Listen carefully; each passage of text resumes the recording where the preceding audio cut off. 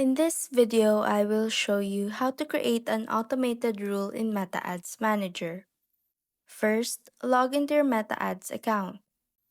Next, on the left part of your screen, pop out the menu list and scroll to the bottom where you will find the search button. Click on it, and once the search bar appears, type rules. From the suggestions, select automated rules.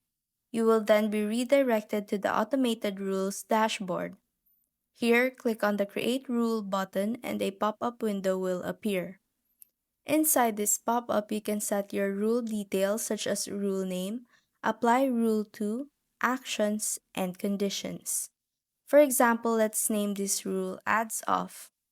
Under Apply Rule to, choose All Activity Ad Sets, and for action, select Turn Off Ad Set.